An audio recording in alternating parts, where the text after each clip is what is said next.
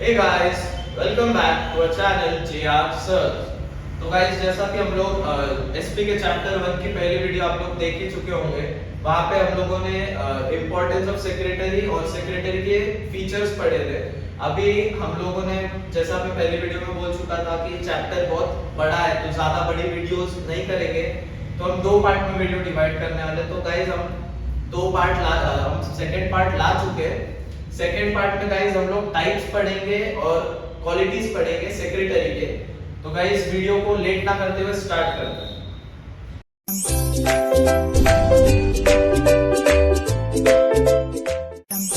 तो guys chapter की तरफ बढ़ने से पहले, चैप्टर के सेकेंड पार्ट की तरफ बढ़ने से पहले क्विक रिवीजन ले लेते कि हमने पिछले पार्ट में क्या क्या पढ़ा था। तो पहले तो हम लोगों ने फीचर्स पढ़े थे। फीचर्स में हम लोगों ने देखा था कि पहला इंडिविजुअल है, फिर qualification, appointment, paid employ, confidential officer, फिर रिप्रेजेंटेटिव, क्वालिटीज, ये सारी चीजें, ड्यूटीज और एक था हमारा, ये सारी चीजें हमने सेक्रेटरी के फीचर्स में देखी थी। फिर हमने इंपॉर्टेंस भी देखे थे सेक्रेटरी के। तो इंपॉर्टेंस में सेक्रेटरी जैसे कि कुछ एक्सपर्ट एडवाइस देगा, या एडमिनिस्ट्रेशन देखता है, या किसी के साथ कोऑर्डिनेशन करना है, या वो लिंक है बिटवीन मैनेजमेंट या स्टाफ। तो ये सारी चीजें हम लोगों ने उसके इंपॉर्टेंस में देखी हुई थी। गाइस अभी हम लोग हमारे मेन पार्ट पे बढ़ते हैं, या नेक्स्ट पार्ट बोलेंगे जिसे हम, वो है टाइप्स ऑफ सेक्रेटरी। तो जैसे कि हम लोग पहले भी हमने रिप्रेजेंटेटिव्स में हमारे फीचर में पढ़ा था रिप्रेजेंटेटिव्स के, कि एक रिप्रेजेंटेटिव होता है पर्सनल या इंस्टीट्यूशनल। सेक्रेटरी ये दो का रिप्रेजेंटेटिव होता है। अब सेक्रेटरी के आगे और भी टाइप्स आते हैं, जैसे कि पर्सनल सेक्रेटरी तो एक है ही, इंस्टीट्यूशनल आगे और 5 इसमें डिवाइड किया गया है। एक हो जाता है सेक्रेटरी जो है नॉन प्रॉफिट एसोसिएशंस का, मतलब जो एसोसिएशन प्रॉफिट नहीं बनाती, जैसे एनजीओज है या कोई ह्यूमैनिटी सर्विस एसोसिएशंस है, तो वो प्रॉफिट नहीं बनाती, तो उनका सेक्रेटरी एक अलग हो गया। फिर कोऑपरेटिव सोसाइटीज है, इनके लिए एक सेक्रेटरी चाहिए। फिर जॉइंट स्टॉक कंपनी जेएससी जो हमारी है, उन लोगों के लिए सेक्रेटरी होते हैं। फिर गवर्नमेंट डिपार्टमेंट्स है, उनके लिए अलग सेक्रेटरी अपॉइंट किए जाते हैं। मतलब सबका अपना अपना अपॉइंटमेंट या क्वालिफिकेशन जो है अलग अलग होता है, उस वजह से सेक्रेटरी और उनका काम करने का भी। और एक फिफ्थ जो लास्ट है वो है other body corporates. Other body corporates में मतलब बाकी के जितने भी बॉडीज आ गए, बाकी इंस्टीट्यूट्स है, या जो भी क्लासेस वगैरह, जो भी बाकी के बिजनेस ऑर्गेनाइजेशंस बचे, उन सब का जो सेक्रेटरी है वो अदर सेक्रेटरीज में आ गया। तो गाइस अगर हम देखेंगे तो हमारा पहला जो है वो है पर्सनल सेक्रेटरी। पर्सनल सेक्रेटरी में क्या है, तो वो ओल्डेस्ट टाइप ऑफ सेक्रेटरी, जैसा अगर आप टेक्स्ट बुक में देखेंगे तो वहां पे लिखा हुआ है पहली लाइन ही कि the personal secretary is the assistant of the personal assistant is the oldest type of secretary. तो जो पर्सनल सेक्रेटरी है वो अपॉइंट किया जाता है, बिजी इंडिविजुअल्स उनको अपॉइंट करते हैं, जैसे कि बिजनेसमैन, डॉक्टर्स, एक्टर्स हो गए, या बड़े बड़े पॉलिटिशियंस हैं, तो वो लोग पर्सनल सेक्रेटरी यानी कि पीए अपॉइंट करते हैं। अभी हम देखते हैं उनका अपॉइंटमेंट किससे होता है। अपॉइंटमेंट में वापस वही दिया है कि जो बिजी है, लाइक जिनको अपना मेन वर्क है उस पर फोकस करना है, उनको अपने कॉल्स वगैरह पिक करने का या कुछ ऑफिशियल आंसर्स है वो देने का टाइम नहीं है, तो वो लोग सेक्रेटरीज अपॉइंट करते हैं। इनके एग्जांपल में देखेंगे बिजनेसमैन है, बिजनेसमैन हो गए, लॉयर्स है, डॉक्टर्स। अब डॉक्टर्स का एक एग्जांपल ले लेते हैं, तो वो रिसेप्शनिस्ट अपॉइंट करते हैं। तो रिसेप्शनिस्ट एक काइंड ऑफ पीए हो गए, कि आप कॉल कर रहे हो तो डॉक्टर आपको अपॉइंटमेंट नहीं देगा, आपका रिसेप्शनिस्ट बात करेगा और आपको बताएगा डॉक्टर फ्री है या नहीं। तो ऐसे बिजी इंडिविजुअल्स ही पर्सनल सेक्रेटरी को अपॉइंट करते हैं। इनका क्वालिफिकेशन क्या होना चाहिए, तो पर्सनल सेक्रेटरी जो है इनको कोई स्पेसिफिक क्वालिफिकेशन एसेंस नहीं है। इन लोगों को जो आदमी उनको अपॉइंट कर रहा है, जैसे एक बिजनेसमैन अपॉइंट कर रहा है, तो इनको बिजनेस के बारे में, मतलब वो पर्सन, जैसे मेरा बिजनेस है लैपटॉप का और मैं सेक्रेटरी को अपॉइंट कर रहा हूँ, ए पर्सन है, उसको सेक्रेटरी एज अपॉइंट कर रहा हूँ मैं, और उसको लैपटॉप्स के बारे में या लैपटॉप के बिजनेस के बारे में पता ही नहीं है, तो वो मेरा काम या मेरा थोड़ा भी बर्डन हैंडल नहीं कर पाएगा, तो हम ऐसे लोगों को अपॉइंट नहीं कर सकते। तो यही उनके क्वालिफिकेशंस में आ गए। अब हम आ जाते हैं हमारे मेन इंस्टीट्यूशनल सेक्रेटरीज पे। तो इंस्टीट्यूशनल सेक्रेटरी में पहला जो इंस्टीट्यूशन है हमारा नॉन प्रॉफिट एसोसिएशन। जैसा मैंने बोला कि नॉन प्रॉफिट एसोसिएशन यानी कि वो एसोसिएशन जो प्रॉफिट बनाने के लिए नहीं, सर्विस प्रोवाइड करने के लिए काम करती है। तो वो सारे एसोसिएशंस जैसे एनजीओज हो गए, क्लब्स है, या ह्यूमैनिटी सर्विसेज है, ये सारे जो ये क्या बोलते हैं इंस्टीट्यूट्स है, उन लोगों को हम नॉन प्रॉफिट एसोसिएशन में गिनेंगे। तो इनका अपॉइंटमेंट अगर हम पढ़ेंगे तो क्या होता है, non profit association is looked after by the management committee which is elected by the members. तो ये जो नॉन प्रॉफिट एसोसिएशन है वो क्या है, तो मैनेजमेंट कमिटी होती है वो एसोसिएशंस की, वो देखती है ये सारा काम, और वो लोग अब एक मेंबर्स अपॉइंट करते हैं ताकि वो एसोसिएशन को अच्छे से चला सके। जैसे एनजीओ है तो उसको एनजीओ को, जैसे एक एनजीओ एबीसी एनजीओ है, उसको मैं पैसा दे रहा हूँ तो मैं वहां पे मेंबर्स अपॉइंट करूंगा, और वो मेंबर्स जाके वो सेक्रेटरी एक अपॉइंट करते हैं, और उसके सेक्रेटरी को जो है नॉन प्रॉफिट एसोसिएशन के सेक्रेटरी को अगर हम देखेंगे हमारे टेक्स्ट बुक में क्वालिफिकेशंस दिए हैं, तो उसको प्रिस्क्राइब क्वालिफिकेशन तो ऐसा कुछ है नहीं। प्रिस्क्राइब यानी कि क्या, कि कोई डिग्री या गवर्नमेंट ने बोला होगा या कोई इंस्टीट्यूट या कंपनीज एक्ट ने बोला होगा, कोई स्पेसिफिक चीज नहीं है उसको एज कि ये क्वालिफिकेशन चाहिए। लेकिन उन लोगों को क्वालिफिकेशन में जैसे ऑर्गेनाइजेशन के हिसाब से, तो कुछ ऑर्गेनाइजेशन में फॉर्म फिलिंग है, कंप्यूटर्स के बारे में, करस्पॉन्डेंस, फिर बेसिक रिक्वायरमेंट्स ऑर्गेनाइजेशन की, जो बेसिक रिक्वायरमेंट, जैसे एक एनजीओ है, एनजीओ बच्चों के लिए एनजीओ है कि जो ऑर्फन चाइल्ड है उनको लेके आना, उनके साथ मतलब बात करना या प्रोटेक्ट करना। तो किसी को उनके रिलेटेड अगर ये आया, उनके रिलेटेड क्या बोलते हैं, डाउट आया या उनके रिलेटेड कोई क्वेरी आया, तो फिर हम क्या बोलेंगे उसको, कि वो क्वेरी को हम लोग आंसर करने का टैलेंट जो है वो सेक्रेटरी में होना चाहिए। अगर वो सेक्रेटरी में टैलेंट नहीं रहा तो हम लोग उसको अपॉइंट कर सकते हैं क्या, नहीं, वो आंसर ही नहीं कर पाएगा, ऑर्गेनाइजेशन के बारे में उसे पता ही नहीं है, तो वो आप लोग को हेल्प ही कैसे कर पाएगा। तो क्वालिफिकेशन हमारे सेक्रेटरी का क्या होना चाहिए नॉन प्रॉफिट एसोसिएशन के लिए, कि उसको जो है नॉन प्रॉफिट एसोसिएशन के बारे में, मतलब वो ऑर्गेनाइजेशन या एसोसिएशन क्या काम कर रही है वो मेजरली पता होना चाहिए। फिर सेकंड टाइप आ जाता है हमारा secretary of cooperative societies. Cooperative societies क्या होती है, वो 10 या 10 से ज्यादा मेंबर्स फॉर्म करते हैं। कोऑपरेटिव सोसाइटीज जो होती है, कोऑपरेटिव हाउसिंग सोसाइटीज आप लोगों ने सुना होगा, तो ये वही सोसाइटीज होती है जो ये है क्या बोलते हैं हमारा ये जो महाराष्ट्र में ही ये सोसाइटीज रजिस्टर होती है, महाराष्ट्र में ये सोसाइटीज जो है रजिस्टर होती है। और अगर हम देखेंगे तो ये रजिस्टर होती है under Maharashtra cooperative societies act 1960। इसका मेन ऑब्जेक्टिव क्या है, सर्विसेज प्रोवाइड करना, जैसे कोऑपरेटिव बैंक्स है, कोऑपरेटिव हाउसिंग सोसाइटीज है, या कंज्यूमर कोऑपरेटिव स्टोर्स है। ये सारी चीजें जो है इसके लिए क्या बोलते हैं, हमारे कोऑपरेटिव सोसाइटीज के टाइप में आ गया। अगर हम अपॉइंटमेंट देखेंगे तो अपॉइंटमेंट में हम लोगों को क्या है, तो मेंबर्स जो होते हैं इलेक्ट करते हैं। जैसे हमारी एक सोसाइटी ले लेते हैं कि एक सोसाइटी में मैं ए बी सी ऐसे हम 4 लोग रहते हैं, हम चारों मिलके 4 नहीं रह सकते, मतलब 10 से ज्यादा मिनिमम चाहिए आप लोगों को, 10 एक कोऑपरेटिव सोसाइटी का टैग लेने के लिए। ऐसा हमारी कोऑपरेटिव सोसाइटीज एक्ट में बोला हुआ है 1960 में।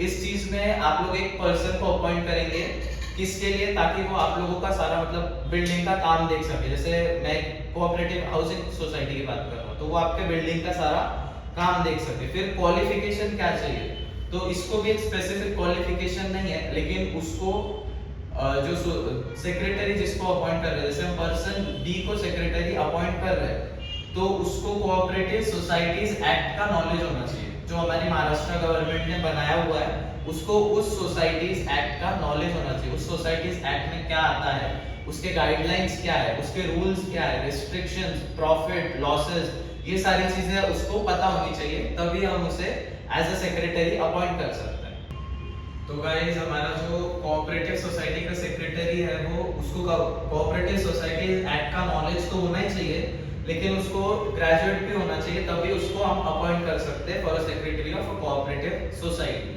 अभी हम नेक्स्ट आ जाते हैं हमारे secretary of a joint stock company पे। तो जॉइंट स्टॉक कंपनी क्या होती है, तो वो वैसे कंपनीज है, वैसे टाइप ऑफ कंपनीज है जो सुटेबल होती है लार्ज स्केल ऑपरेशंस कैरी करने के लिए।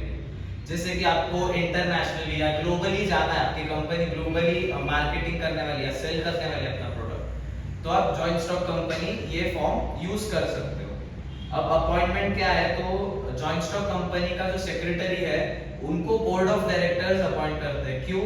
तो बोर्ड ऑफ डायरेक्टर्स जो है वो हमारा डे टू डे अफेयर्स, मतलब क्या रोजमर्रा के काम नहीं देख सकता कंपनी का, यानी रोज कंपनी में आके वो नहीं देख सकता। जब इंपॉर्टेंट डिसीजंस है तभी ही बोर्ड ऑफ डायरेक्टर्स जो है हमारे आते हैं कंपनी में। तब तक के लिए जो कंपनी का एडमिनिस्ट्रेशन है वो जाता है हमारे सेक्रेटरी के हाथ में। सेक्रेटरी को वो लोग की मैनेजरल पर्संस में भी गिनते हैं। की मैनेजरल पर्संस यानी कि केएमपीस क्या होता है हम आगे सीखेंगे। और board of director day to day क्यों नहीं आते ये भी हम नेक्स्ट चैप्टर में सीख जाएंगे। कंपनीज जो जॉइंट स्टॉक कंपनी है उसका जो सेक्रेटरी है उसके क्वालिफिकेशन क्या है? तो क्वालिफिकेशन जो है उसका प्रिस्क्राइब किया गया सेक्शन 203 कंपनीज एक्ट 2013 में कि वो जो सेक्रेटरी है वो एक मेंबर होना चाहिए किसका? तो institute of company secretary of India यानी कि ICSI का मेंबर होना चाहिए अगर उसको जॉइंट स्टॉक कंपनी का सेक्रेटरी बनना है तो। नेक्स्ट हम आ जाते हैं secretary of government department. Government departments क्या होती है? वो डिपार्टमेंट्स जो स्टेट या सेंट्रल गवर्नमेंट के अंडर या उनके लिए काम कर रही है वो हो जाती है हमारी गवर्नमेंट डिपार्टमेंट्स। तो अपॉइंटमेंट क्यों होता है? तो जो हमारा सेक्रेटरी है वो जो मिनिस्ट्रीज ऑफ डिपार्टमेंट है, जैसे कि अलग अलग गवर्नमेंट के डिपार्टमेंट होते हैं काम देखने के लिए, पब्लिक सर्विसेज के लिए, तो उनका सेक्रेटरी अपॉइंट किया जाता है। उनके लिए सेक्रेटरी अपॉइंट किया जाता है। जैसे कि फाइनेंस सेक्रेटरी है, डिफेंस सेक्रेटरी है, होम सेक्रेटरी है, ये कुछ टाइप्स है हमारे गवर्नमेंट सेक्रेटरी के। इनका क्वालिफिकेशन क्या चाहिए? तो पहला तो इन्हें ग्रेजुएशन डिग्री चाहिए, इनके पास एक ग्रेजुएशन डिग्री होनी चाहिए और उन्होंने सिविल सर्विसेज एग्जामिनेशन जो पब्लिक सर्विस कमीशन कंडक्ट करता है IAS यानी कि इंडियन एडमिनिस्ट्रेटिव सर्विस, ये एग्जामिनेशन अगर वो क्लियर करते हैं, अगर पास आउट होते हैं ये एग्जामिनेशन, तो ही वो लोग एक गवर्नमेंट डिपार्टमेंट के सेक्रेटरी अपॉइंट किए जा सकते हैं। अभी हम हमारे नेक्स्ट पार्ट पे आ जाते हैं, या नेक्स्ट जो हमारा पॉइंट है वो है फंक्शंस ऑफ सेक्रेटरी।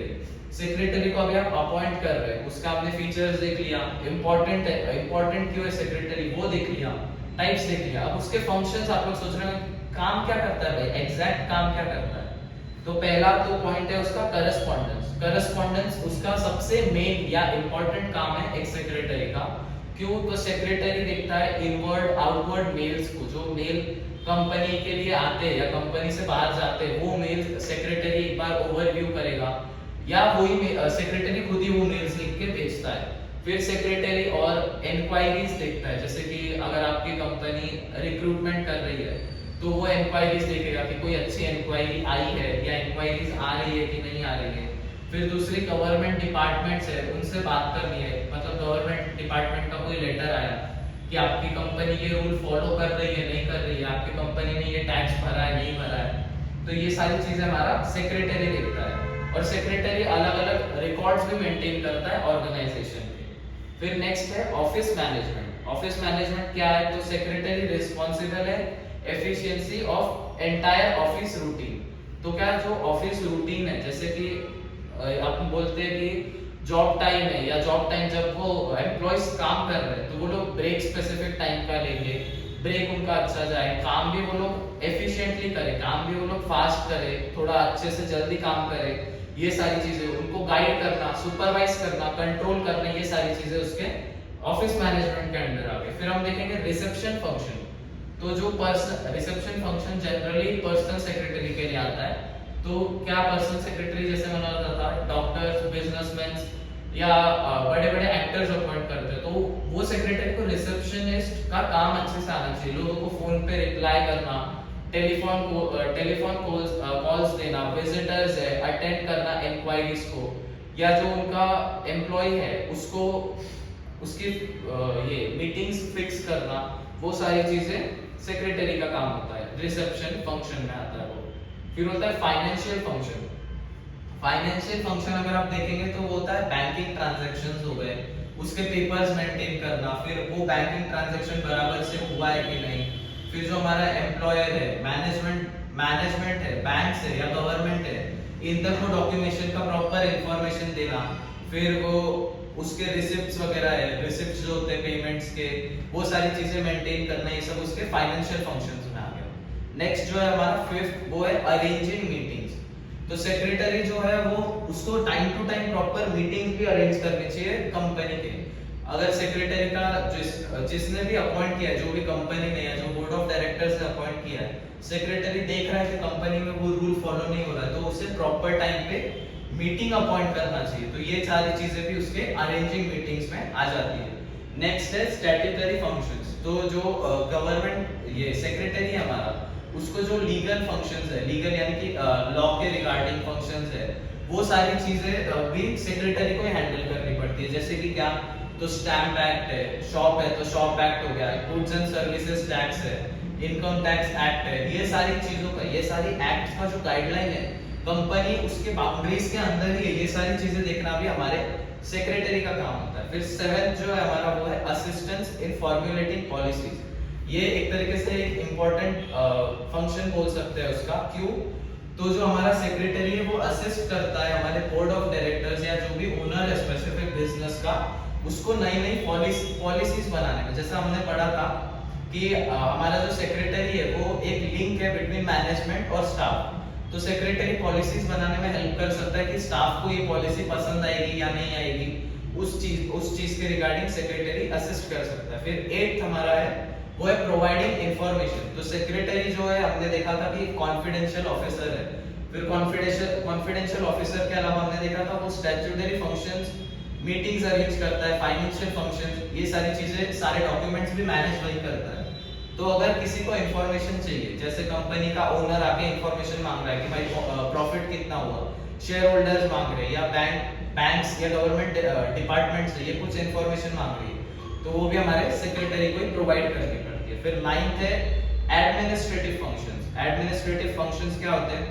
तो सेक्रेटरी को कुछ फंक्शंस है जो कंपनी के एडमिनिस्ट्रेशन के लिए काम आने चाहिए, वो सारे फंक्शन उसको फॉलो करने होते हैं। जैसे कि क्या, तो प्रॉपरली काम हो रहा है कि नहीं, सुपरविजन अच्छे से हमारे एचआर या टीएल्स जो अपॉइंट करते हैं वो सुपरविजन अच्छे से कर रहे हैं कि नहीं, ट्रेनिंग जो नए नए रिक्रूट्स आए उनका ट्रेनिंग हो रहा है कि नहीं, फिर जो एम्प्लॉइज हार्ड वर्क कर रहे हैं उनका प्रमोशन हो रहा है कि नहीं, ये सारी चीजें भी सेक्रेटरी को देखनी होती है। अभी हम रिवाइज कर लेते हैं हमारे सारे फंक्शंस। तो पहला है करस्पॉन्डेंस, उसको करस्पॉन्ड करना चाहिए। दूसरा ऑफिस मैनेजमेंट, यानी कि क्या उसको ऑफिस का मैनेजमेंट आना चाहिए।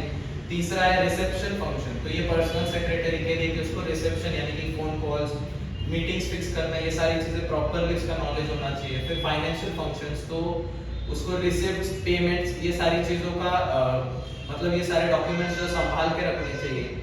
फिर अरेंजिंग मीटिंग्स यानी उसको meetings proper time to time arrange करना चाहिए। स्टैट्यूटरी फंक्शंस, तो उसको शॉप एक्ट है, स्टैम्प एक्ट है, फिर जीएसटी यानी कि हमारा goods and service tax act है या इनकम टैक्स एक्ट है, ये सारे एक्ट्स के बारे में उसको कंपनी को बताना चाहिए। फिर पॉलिसीज फॉर्मुलेट करने में असिस्ट करने, ये भी हमारे सेक्रेटरी का फंक्शन है। फिर प्रोवाइडिंग इंफॉर्मेशन प्रोवाइड करना चाहिए, ये भी फंक्शन है।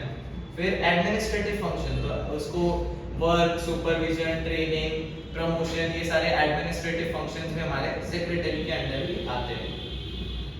नेक्स्ट आ जाता है हमारा चैप्टर का जो लास्ट पॉइंट है, सबसे लास्ट लेकिन इंपॉर्टेंट पॉइंट है, वो है क्वालिटीज ऑफ सेक्रेटरी। क्वालिटीज क्या होती है, एक सेक्रेटरी की क्वालिटीज क्या क्या है? तो अगर आप देखेंगे तो पहला है एक्यूरेसी मतलब क्या कि हमारा जो सेक्रेटरी जो भी काम कर रहा है वो एकदम एक्यूरेट और करेक्ट होना चाहिए। अगर सेक्रेटरी जैसे कि भाई कोई एक्ट का पेपर बनाने का या कंपनी का पेपर बनाने का और उसमें उसने प्रॉपरली कंपनी का नाम ही नहीं लिखा या कंपनी का जो एक्शन है वही नहीं लिखा, तो उसका कुछ फायदा है क्या? नहीं। तो हमारा जो सेक्रेटरी है वो एक्यूरेट होना चाहिए। नेक्स्ट अडेप्टेबिलिटी मतलब क्या कि एक कंपनी सेक्रेटरी जैसे हमारे यहाँ पे जॉब से निकाला जाता है, नया कंपनी में उसको अपॉइंट किया, तो उसको वहाँ का काम, एम्प्लॉइज का नेचर, हमारे जो एम्प्लॉयर है उनका नेचर, सबका नेचर उसको अडेप्ट करते आना चाहिए। फिर उसको चेंजिंग सिचुएशन, जैसे गवर्नमेंट कभी कभी नई पॉलिसीज लाती है, जैसे अभी एक एग्जांपल लेता हूँ कि गवर्नमेंट ने बोल दिया कि जो कंपनीज 10 करोड़ के ऊपर कमाती है उनको मिनिमम 2 लाख का डोनेशन करना है ह्यूमैनिटी के लिए। तो ये पॉलिसी के अंदर हमारी कंपनी आती है नहीं आती, ये सारी चीजों का नॉलेज, इसके लिए अडेप्ट होना, ये हमारे सेक्रेटरी को आना चाहिए। फिर है कोऑपरेटिवनेस मतलब क्या कि सेक्रेटरी रीड करता है definition, cooperativeness refers to the willingness on the part of secretary to assist others in achieving the objectives of the organisation. यानी कि क्या कि सेक्रेटरी को ना बाकियों को हेल्प करने आना चाहिए, कोऑपरेट करना चाहिए बाकियों को। अगर जैसे मैं सेक्रेटरी हूँ, मेरा कोई कलीग है जिसको काम नहीं चल रहा है, तो मैं जाके उसको हेल्प करूंगा, एक हेल्पिंग हैंड लेंड करूंगा, तो वो चीज भी सेक्रेटरी के अंदर होनी चाहिए। फिर कर्टेसी है, कर्टेसी यानी कि क्या, जो हमारा सेक्रेटरी है उसको पोलाइट और काइंड होना चाहिए।